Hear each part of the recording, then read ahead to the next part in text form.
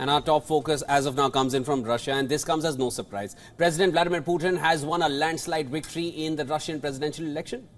Right, Shivin. The outcome means that 71-year-old Putin is set to embark on another 6-year term in office as he cements his strong grip over the country.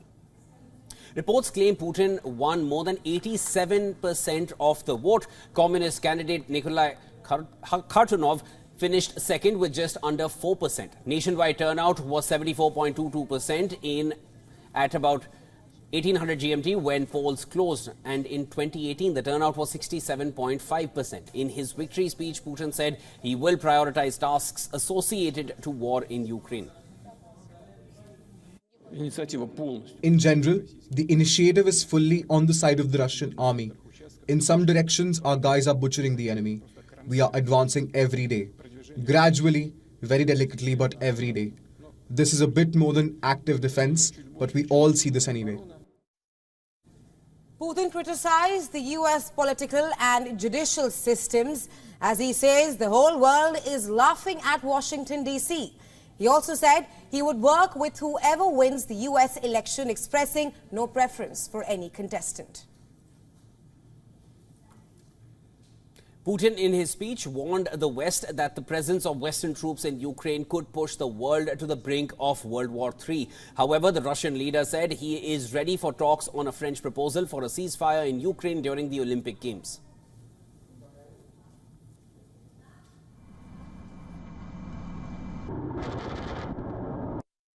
I do not know about the statement of France's president. We are ready to discuss any issues, but as always, within any situation, we will proceed from the interests of the Russian Federation and, of course, the situation at the front line.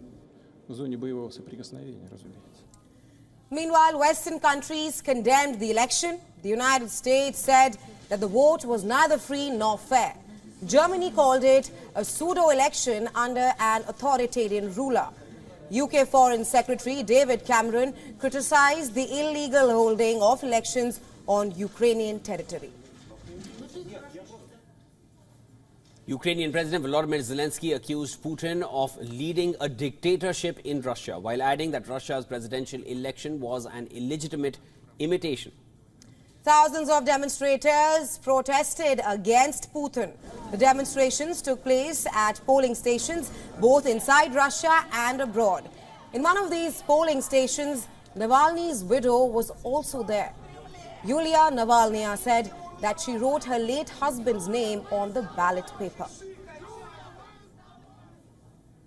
The Russian presidential election witnessed an absence of any real challengers, as major opposition figures are abroad, in jail, or are dead.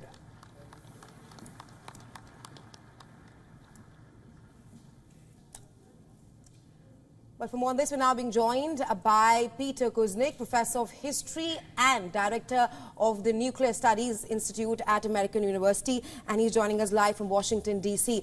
Thank you so much for being here with us today, Mr. Kuznick. I want to first start by asking you that the winner isn't really a surprise in Russia. Tell us about the impact of Putin's victory in the ongoing Ukraine-Russia war. We heard Putin's victory speech where he asserted that he would prioritize tasks associated with the war in Ukraine. Yes, Putin made clear that his number one priority in his next term is to win the war in Ukraine, to end the war on Russia's terms. And it appears from the polling, these election results, and the polling from the Levada Institute, which is independent and universally respected, that the war is very, very popular inside Russia. So that's the one of the ingredients behind Putin's victory in this election. That, of course, plus the fact that there was no real opposition and that there has not been freedom of speech for quite some time in Russia, especially when it comes to criticizing the war. Mr. Kuznick, now Putin made a few remarks. I just want you to assess them both. On one hand, he said that he is willing and he's open to peace talks, and he's also open to consider the proposal from France regarding a ceasefire. But he also mentioned that the presence of Western boots on Ukrainian soil can push this war towards a third world war. How do you see these two statements together? Putin has been saying for a while now that he is ready to negotiate. What that means, though, is that negotiations will take place on Russia's terms, which Zelensky has ruled out. Zelensky says that there'll be no negotiation until every last Russian troop has left all of Ukraine's territory and Crimea is back in Ukraine's hands. Of course, that's a non-starter for the Russians. What Macron has proposed is a ceasefire that will last during the time of the Olympics in Paris.